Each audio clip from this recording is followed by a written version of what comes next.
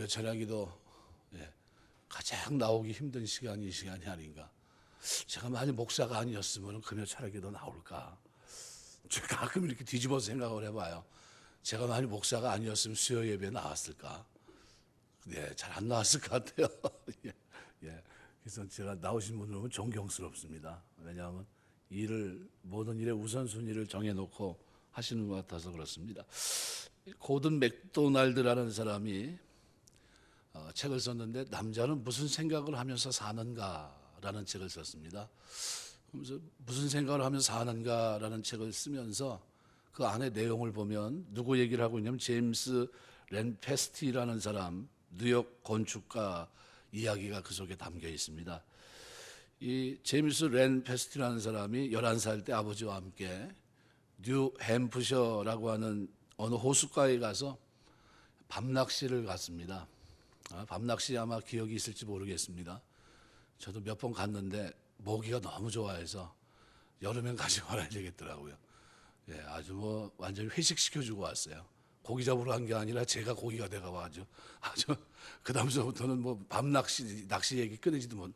그래서 그 다음서부터는 친구들한테 뭐라고 얘기했냐면 투망 가지고 와서 던지자 그랬어요. 낚시는 난 못하겠다. 기다리는 것도 힘들고 밤에는 더더구나 더 힘들다네.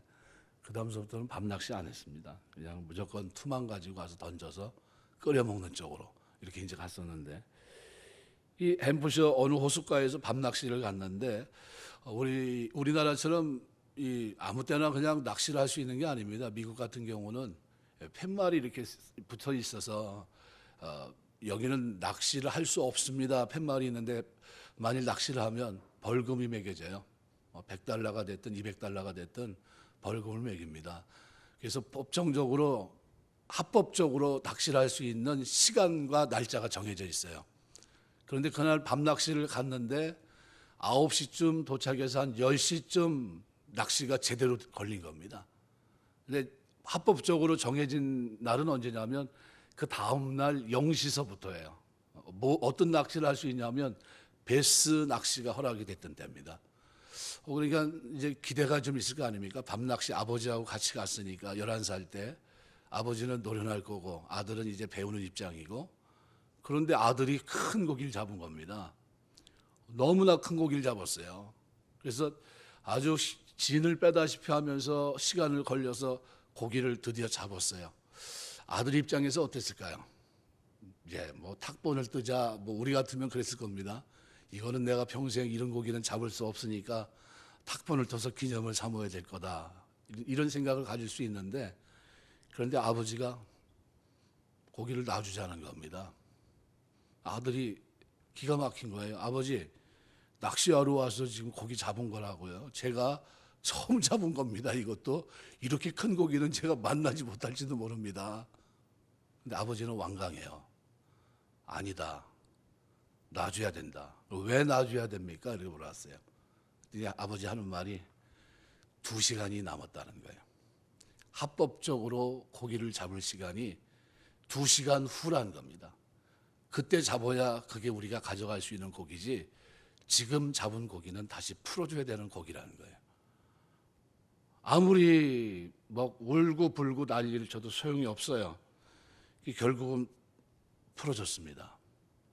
낚시할 기분이 나겠습니까? 낚시할 기분이 안 날 것 같아요. 그죠? 아주 힘든 밤이 됐을 것 같습니다.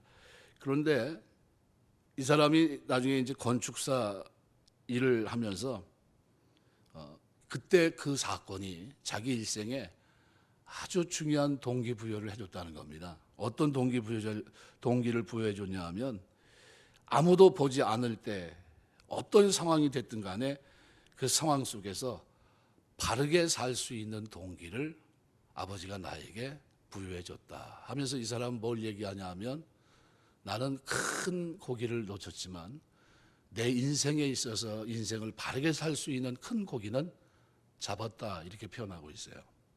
그게 굉장히 중요한 것 같아요. 똑같은 인생을 살면서 하나님 앞에 사는 것과 하나님을 인식하지 못하고 사는 것의 차이는 대단히 큽니다. 하나님을 인식하지 못하면 어떻게 될까요? 아버지 보는 사람은 없어요. 2시간이나 뭐 2시간 후나 지금이나 그게 그거고, 지금 이거 잡은 거 아무도 아는 사람이 없고, 아버지 그냥 눈만 감아주시면 됩니다. 아마 이 얘기를 몇 번 했는데 거부당했거든요. 그런데 결국은 어떻게 해요? 아버지는 과감하게 그 고기를 다시 돌려줬어요. 그 물로 호숫가로 던져버렸어요. 그때 그 이 아들의 심정은 아마 그냥 미웠을 거예요. 아버지 괜히 잘 있는 아들을 데리고 와가지고 이 고기 잡으러 가자고 해서 고기를, 이렇게 큰 고기를 잡았는데 그것도 놔줬으니까 얼마나 기분이 안 좋아요. 그런데 두고두고 생각해 보면서 이 사람이 이제 신앙 안에서 성장하면서 어떤 가치관을 형성하는 데 있어서 굉장히 중요한 동기부여를 해주는 사건이 됐다 하는 겁니다. 우리가 오늘 본문 읽은 말씀에 보면 겸손은 존귀의 앞작임이니라. 존귀. 존귀라는 카보드라는 말은 부귀, 번영, 풍성함이란 뜻입니다. 이 세 가지 뜻이 담겨 있어요. 우리가 하나님 앞에 존귀 여김을 받으려면, 하나님이 주시는 풍성함이나 번영, 부귀를 누리려면 겸손해야 된다는 게 겸손. 겸손은 존귀의 앞잡이니라. 겸손은 겸손하게 살아갈 때 존귀하게 여김을 받습니다. 하나님 앞에서 하나님이 있다는 전제를 가지고 그 하나님 앞에서 하나님을 인식하고 사는 것, 그게 세계관이거든요. 하나님이 없던 세계에 살던 사람이 하나님의 영역 속에 들어와서 이제는 하나님이 계시고 그 하나님이 세상을 창조하신 분이고 내 삶에 개입하셔서 섭리로 이끌어 가시는 분이라는 것을 드디어 알고 살아가는 것, 이런 세계관이 마음속에 새겨지게 되면 그때서부터 어떻게 살아갑니까? 주인 되신 하나님 앞에서 살아가게 돼요. 그분을 인식하고 사느냐, 인식하지 못하고 사느냐 하는 가치관에 대단히 중요합니다. 아무도 보는 사람이 없는데, 그런데 하나님을 믿는 사람은 어떻게 돼요? 그 하나님 앞에서 살고 있어요. 여호와를 항상 내 앞에 모시며 그가 내 우편에 계심으로 내가 요동치 아니하리로다. 이 시편의 고백, 16편의 기록의 고백입니다. 다윗의 고백이에요. 여호와가 항상 내 앞에 있다는 게, 내 우편에 계심으로 내가 요동치 않는다, 흔들리지 않는다는 게, 어떤 상황이 있어도 내가 하나님을 경외하는 자리 또는 믿음의 자리, 말씀을 벗어나는 자리에서 그 하나님을 인식하고 산다는 게, 그 하나님이 계시다는 전제를 가지고 행동하고 마음가짐을 갖고 살아간다는 거예요. 우리 이 밤에 그런 기도하실 때 매일 기도하잖아요. 기도하는데 뭐 이렇게 기도 제목을 여러 개 가지고 할 필요 뭐 있습니까? 기도하면서 하나님, 내가 하나님 인식하고 살 수 있도록 내 생각을 붙들어 주옵소서.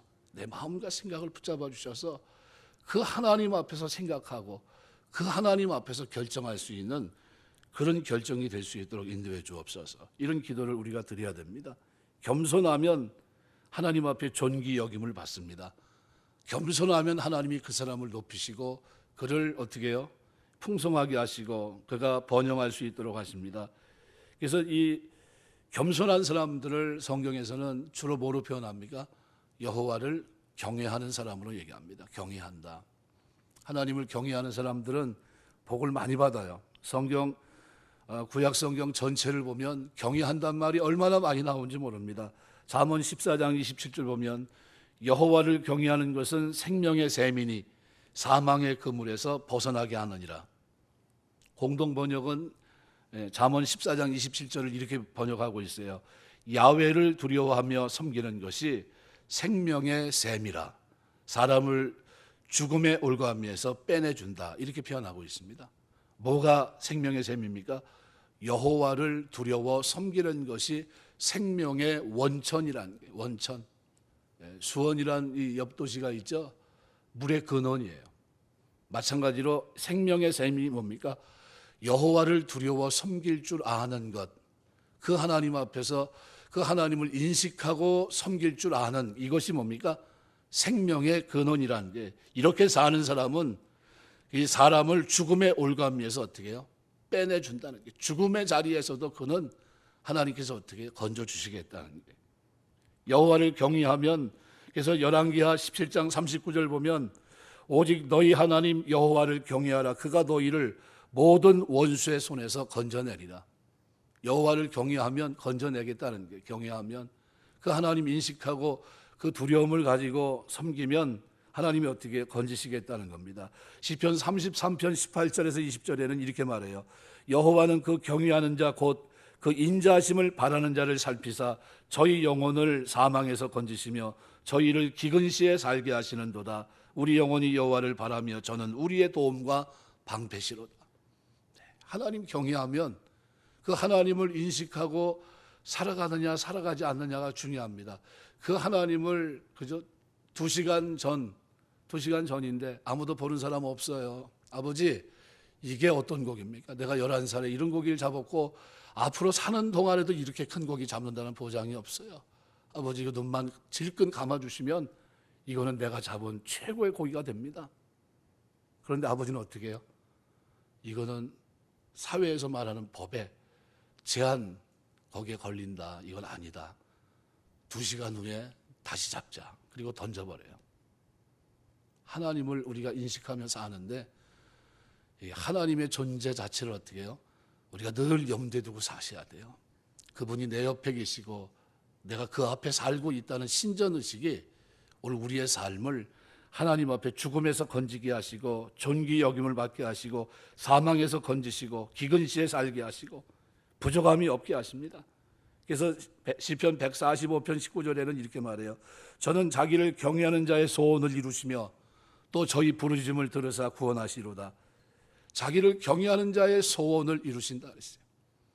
어떻게 사는 사람이요? 하나님을 의식하고 사는, 두려움을 가지고 섬기는 그 사람의 소원을 하나님이 어떻게 해요? 이루어주시겠다는 게. 누가요? 내가 아니라 누가요? 하나님이. 내가 이루려면 힘이 들어요. 돈도 내가 벌려고 하면 힘이 드는데 하나님이 어떻게 해요? 그 능을 주시면 쉬워요. 그런 겁니다. 이것도 은사예요. 그래서 이 모든 것이 다 어떻습니까? 하나님의 은혜예요. 말라기서에 보면 4장 2절 이렇게 말합니다. 내 이름을 경외하는 너희에게는 의로운 해가 떠올라서 치료하는 광서를 바라리니 너희가 나가 외양간에서 나온 송아지같이 뛰리라. 내 이름을 경외하는, 어떻게 해요?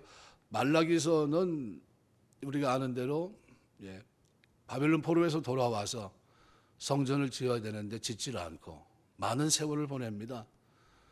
결국은 성전을 짓게 되는데 짓긴 졌는데 이 사람들이 어때요? 하나님 앞에 태도가 온전치 못합니다. 하나님을 경외하는 경외의 태도가 온전치 못하니까 어때요? 제물을 드리는데 엉뚱한 걸 드려요. 막 병든 거, 저는 거, 하나님 다 보고 계시는데 그 하나님을 의식하지 못하고 자기 멋대로 막 그렇게 드려요. 그때 하나님 뭐라고 합니까? 그만 가져오라는 거예요. 난 싫다는 게 그런 거 가져오지 말라는 겁니다. 그러면서 하는 말이 뭐냐면 너희가 나를 진짜 마음을 당해서 경외한다면 내가 너희 질병 가운데서도 고치겠다는 거예요. 그래서 의로운 해가 떠올라서 치료하는 광선을 바라리니 너희가 나가 외양간에 나온 송아지같이 뛰리라. 이게 하나님을 존귀히 여기면 하나님이 오늘 우리를 존귀히 여기는 줄 믿습니다. 우리가 하나님을 경외하는 것이 하나님을 존귀히 여기는 게, 그분을 인식하고 사는 겁니다. 그러면 하나님이 어떻게 해요? 하나님을 인식하고 사는 사람들을 축복하십니다.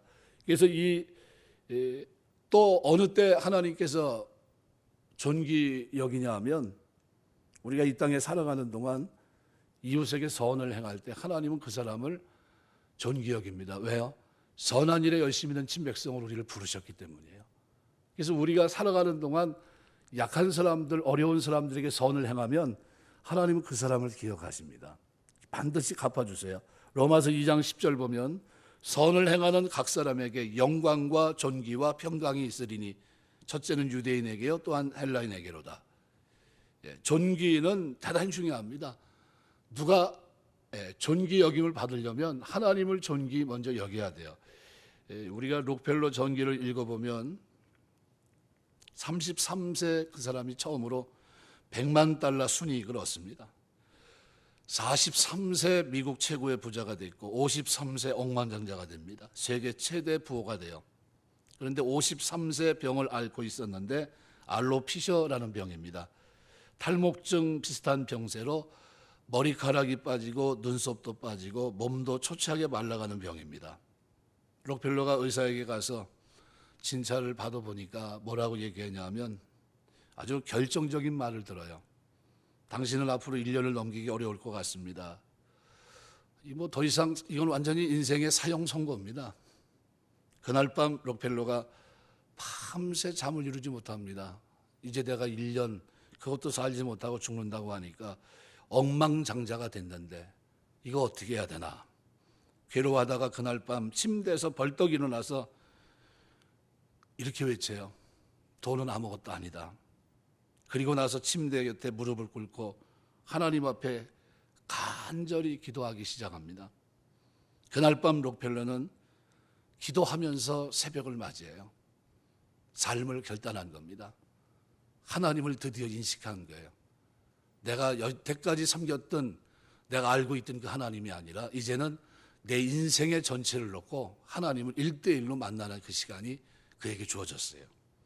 그리고 밤새 기도하고 새벽을 맞이했던 록펠러가 어떤 인생을 결정했냐 하면 가슴으로 예수님을 믿자. 이제는 지금까지는 어떻게 믿었어요? 형식적으로 믿었던 거예요. 그냥 이렇게 얼마든지 왔다 갔다 할 수 있고 사람만 안 보면 어떻게 해요? 얼마든지 움직일 수 있는. 근데 이때서부터는 뭐예요? 하나님 앞에서 살자. 내가 하나님 앞에서 매 순간 날마다의 삶을 하나님 앞에 살기로 그가 결정합니다. 그리고 가슴으로 예수님을 믿으면서 그때 진실한 그리스도인으로 그가 비로소 거듭납니다. 그리고 그 이후로 그가 달라졌는데 신앙생활을 하는 동안 그가 교회를 짓고 싶어졌어요. 그래서 그가 지은 교회가 리버사이드 교회입니다. 그리고 록펠러 재단을 세웠고 가난한 사람을 돕는 의료 사업을 위해서 자신의 모든 재산이 쓰여지도록 했고 그리고 이러한 결단을 내린 이후 이상하게도 더 잘 먹고 더 잘 지내게 됩니다. 의사는 록펠러에게 55세를 넘기지 못할 것이라고 했는데 그는 98세까지 건강하게 살아갔어요. 어떤 차이가 있냐면 하나님을 인식하고 사는 거예요. 하나님. 지금까지는 어떻게 살았어요? 하나님이 계시라고 말은 들었지만 나와 하나님의 관계가 어떤 관계예요? 적절한 관계가 못 됐어요. 바른 관계가 정립이 되어 있지 못했던 겁니다. 그런데 그 바른 관계가 딱 정립이 되고 난 후부터는 그가 하나님 앞에서 살아갑니다. 신전의식을 가지고 하나님 앞에서 매 순간 내 삶은 하나님의 은혜로 사는 거다. 날마다의 삶을 고백하면서 살아가요. 어떻게 하면 내가 살아가는 동안 내가 이 땅에서 많은 도움을 주며 살 수 있을까?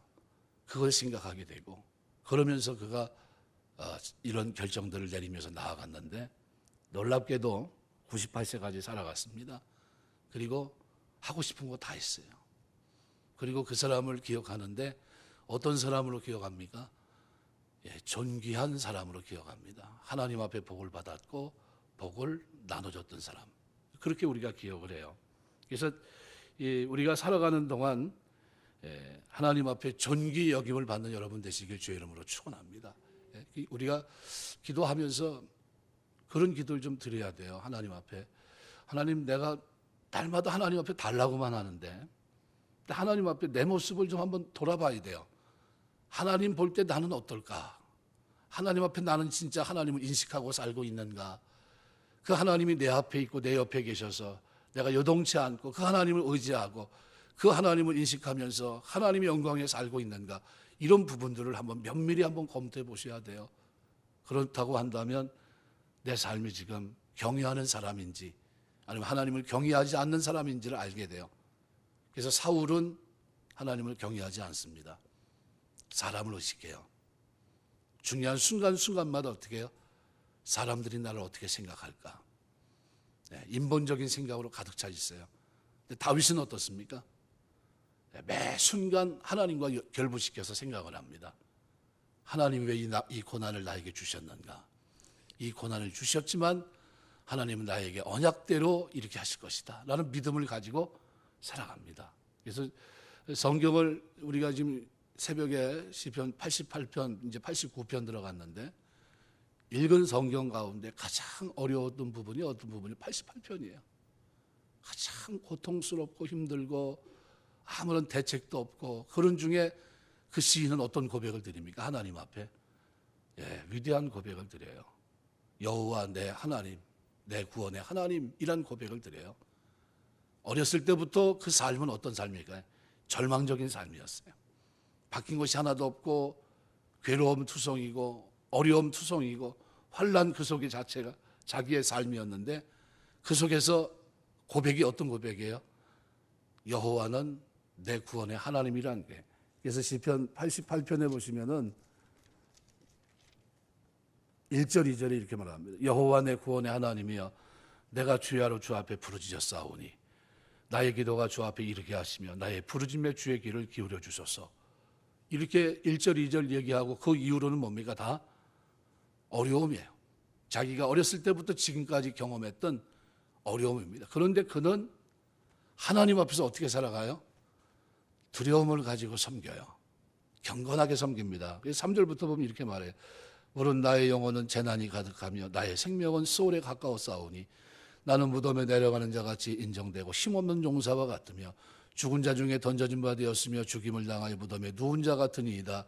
주께서 그들을 다시 기억하지 아니하시니 그들은 주의 손에서 끊어진 자니이다. 주께서 나를 깊은 웅덩이와 어둡고 음침한 곳에 두셨사오며 주의 노가 나를 심히 두르시고 주의 모든 파도가 나를 괴롭게 하셨나이다. 주께서 내가 아는 자를 내게서 멀리 떠나게 하시고 나를 그들에게 가증한 것이 되게 하셨사오니 나는 갇혀서 나갈 수 없게 되었나이다. 고개를 들지 못하게 누가 하나님이 그렇게 하셨어요.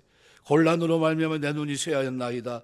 여호와여 내가 매일 주를 부르며 주를 향해 나의 두 손을 들었나이다. 주께서 죽은 자에게 기이한 일을 보이시겠나이까. 유령들이 일어나 주를 찬송하리이까. 죽음이 눈앞에서 왔다 갔다 그래요. 주의 인자하심을 무덤에서 주의 성실하심을 멸망 중에 선포할 수 있으리이까. 흑암 중에서 주의 기적과 이즘에 땅에서 주의 공의를 알 수 있으리이까. 여호와여 오직 내가 주께 부지었사오니 아침에 나의 기도가 주의 앞에 이르리이다. 여호와여 어찌하여 나의 영혼을 버리시며 어찌하여 주의 얼굴을 내게서 숨기시나이까. 15절 보면 이렇게 말해요. 내가 어릴 적부터 고난을 당하여 죽게 되었사오며 주께서 두렵게 하실 때 당황하였나이다. 언제부터 고난을 당했다고요? 어릴 때부터. 언제까지요? 지금까지. 그런데 뭐 하고 있어요? 기도의 팔을 들고 하나님을 경외하고 있어요. 주의 진노가 내게 넘치고 주의 두려움이 나를 끊었나이다. 이런 일이 불같이 종일 나를 애우고 함께 나를 둘러쌌나이다. 주는 내게서 사랑하는 자와 친구를 멀리 떠나게 하시며 내가 아는 자를 흑암에 두셨나이다. 소망이 조금 보입니까? 안 보입니까? 아무것도 안 보여. 그냥 인생 자체가 뭡니까? 지륵 같은 어둠이에요.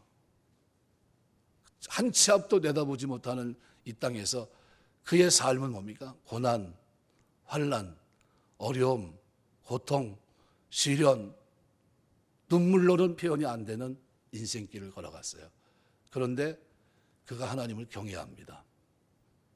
하나님 앞에 무릎 꿇고 있어요. 하나님을 인식하고 있어요. 여호와 내 구원의 하나님이여 내가 주야로 주 앞에 부르짖습니다. 어떻게 하고 있어요? 주야로 하나님 앞에 날마다 하나님께 기도합니다. 나의 기도가 주 앞에 이르게 하시며 나의 부르짖음에 주의 귀를 기울여 주셔서. 이것이 그리스도인의 모습이에요. 경외하는 자의 모습. 하나님 앞에 존귀 여김을 받을 수 있는 자의 모습이에요. 욥에게 시험을 주신 이유가 뭡니까? 진짜 하나님을 경외하는지 보고 싶었던 거예요. 모든 것을 다 거둬갔는데도 욥은 하나님을 경외합니다. 그 극한 시련에서도 하나님을 섬겨요. 우리가 하나님 섬기며 사는 동안 고든 맥도날드가 얘기한 대로 남자는 무슨 생각을 하며 사는가라는 책 속에 담겨있던 제임스 램 페스티라고 하는 사람, 이 사람이 뉴욕 건축가로서 진짜 누가 뭐라고 해도 정직한 건축가로, 덕망 있는 사람으로, 사람들에게 인정받는 사람으로 살아갈 수 있는 가장 중요한 배경이 됐던 것은 다른 것이 아니라 낚시터에서 2시간 전에 잡았던 그 고기를 풀어주면서 자기 가치를 거기서 정립합니다. 누가 보든지 안 보든지 나는 진실하게 살아야 되는구나. 그렇다고 한다면 우리가 하나님을 섬기면서 하는 동안에 우리는 누가 보든지 안 보든지 하나님을 인식하고 하나님을 경외하며 살아야 돼요. 하나님이 존귀 생각하는 사람이 돼야 됩니다. 그런 사람이 될 때 오늘 하나님께서 존귀 여김을 받는 이 사람들은 어떤 사람이에요? 겸손한 사람, 여호와를 경외하는 사람, 이웃에게 선을 행하는 사람, 이런 사람들이에요. 이런 사람들은 하나님이 어떻게 하실까요? 세우십니다. 생명을 지켜주시고 영혼을 붙들어 주시고 그의 삶을 통해 하나님은 영광을 받습니다. 우리가 기도하면서 하나님, 내가 큰 일은 하지 못해도 하나님, 내가 살아가는 내 삶이 하나님을 인식하고 두려움으로 하나님을 섬기며 살아가는 삶, 이 삶이 될 수 있도록 나를 붙들어 주옵소서. 이것이 우리가 드려야 될 가장 중요한 기도가 아닌가, 저는 그렇게 생각이 됩니다. 우리가 주님 섬기면서 하는 동안 이런 중심이 여러분의 신앙생활 속에 있게 되시길 주의 이름으로 축원합니다. 하나님 앞에서 사는 거예요. 여호와를 내 앞에 모시며 그가 내 우편에 계심으로 내가 요동치 아니하리로다. 변함없이 하나님을 경외하는 그 중심을 가지고 환경이 어렸을 때부터 힘든 환경이라 할지라도 기도하면서 묵묵히 하나님 앞에 나아가는 그 모습, 절대로 입술로 범죄치 않고 하나님을 의식하며 사는 그 모습이야말로 우리가 하나님 앞에 드려야 될 최고의 모습이 아닌가. 록펠러보다도 더 아름다운 생애는 우리가 그렇게 살 수 있는 겁니다. 그는 비로소 병들어서 뒤늦게 깨닫고 하나님의 임재를 경험하면서 삶을 결단했지만 우리는 우리 삶에서 그렇게 결단하면서 안다면 우리 남은 생에도 록펠러 이상으로 하나님 앞에 쓰임받는 이런 축복의 삶이 될 줄 믿습니다. 그런 은혜가 저와 여러분의 믿음 생활 속에, 생애 속에 늘 넘치게 되시길 주의 이름으로 축원합니다. 기도하겠습니다.